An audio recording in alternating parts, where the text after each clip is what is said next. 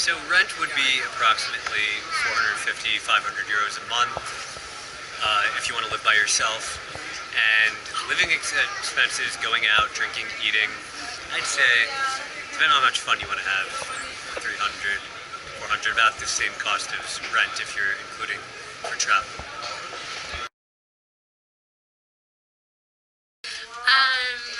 Peanut butter, a Costco size jar of peanut butter, because peanut butter is really expensive here.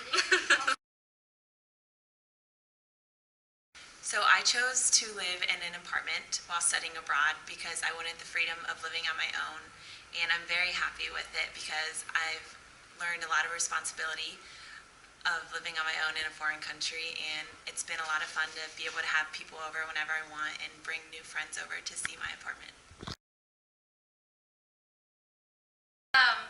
So when I came to France, it was really important for me to do community engagement and to get out of the preconceived communities that I had built, such as the CEA community and the community in Schema. I really wanted to integrate with the language especially.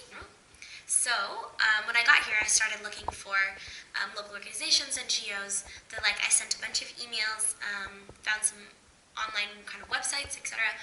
Sent emails just asking, do you have any volunteer positions? How can I get involved, engaged, things like that. Didn't hear a lot back. Found that the Red Cross was kind of big in this area.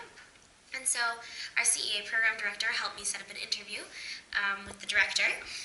And she then had me come in. I was supposed to go once a week, but I usually went 2 or 3 times a week. I really have loved being there. In the end, it got really cool because they started to really trust me, and since I was there so much, they gave me more responsibility and more leadership, and my language skills really, really developed, which was cool, because our school of the classes are in English, right? And I live with English-speaking roommates, and many of my friends are native English speakers or want to practice English, and so it can be challenging for sure to learn the language. In this program especially, language of tension is a very autonomous, kind of self-motivated process. And so being at the Red Cross twice a week was just intensive language immersion. And the moments of frustration were the moments that were really, really inspiring to me, when I knew that I could do more to help the organization if I had the language skills. Those were the moments that really pushed me to learn, and I picked up on their speech patterns and things like that. And I built really amazing relationships and friendships with the women, learned a lot about the residents, the kind of different community factors that influence kind of social inequalities in this area, which has been really interesting, different leadership styles. I've really learned a lot about France, about how people in France interact, about what the French kind of social security nets are, how those are NGO influenced, how those are publicly impacted, and it's been a really amazing experience. I'm so glad that I did that. It was amazing. I met so many cool people and had really cool experiences. If I could, I wish I could have found a job or internship or just volunteer somewhere in France, so I could be more integrated into society and understand how working in France is like. So for culture shock, for me, the culture was a lot what I expected it to be. I guess the 2-hour lunch breaks and things like that were a bit difficult to deal with, like businesses just closing in the middle of the day completely, things like that. But I think I knew a lot about the culture already, and I was sort of expecting that. But in terms of the language, I thought it would be a lot easier to just pick up the language. But so many people talk to you in English when you're trying to use French, and you don't really get immersed in it the way you were expecting, and particularly with all the exchange students just speaking English.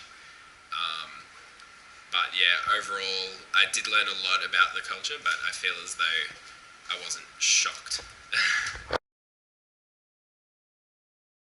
Okay, so it would definitely be Target, is one of the things, but also I can't not say that I don't miss coffee creamer. 2 things that I miss the most about being in the US. I think that once you get to the end of the semester, you'll always have things that you wish you had done. And for me, I wish I had said yes to more things. And I think that's something everyone should do. If anyone invites you to go anywhere, even if it sounds kind of crazy, just say yes and do it. And in the end, I don't think you'll ever regret it. just take advantage of all the opportunities and all the experiences you get.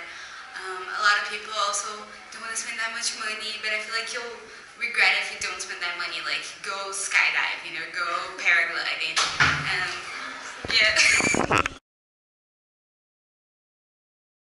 Yeah, it is. Maybe not so much like on the way from like Australia to Europe, because we learnt in aviation physiology that flying west, you don't actually get affected by jet lag as much. But on the way back, we'll probably have jet lag for a few days. I definitely think it's possible to study abroad for next semester. I know that lots of people, there's lots of different options you can do because Schema itself is, it's a full working school. So there are some people I know that are staying at Schema both semesters, so for a full entire United States school year, which is really awesome. So they get to have that experience more. But I'm personally I have two majors, one for business and one for communications. So with Schema I did a concentration of my business major, and in the springtime I'm doing a communications one in London, which I'm really excited about. And I think it's a really great thing to study abroad both semesters. Yeah, it's really sad to kind of be away from school and your friends, but there's so much to see in the world, and it's such a ripe age to kind of be able to grow and transform from the experiences that you have and the people you meet, and just be open to a lot of adventures. And I'm really excited and to meet more great people.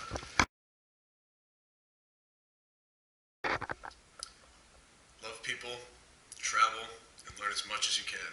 Always. Life is beautiful. You should study abroad for a lot of reasons, but one of the main reasons is that it really pushes you out of your comfort zone.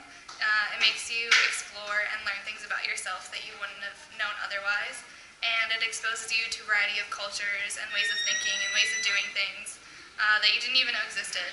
And it forces you to mature and engage with the world and become a better citizen. And you wouldn't experience that otherwise.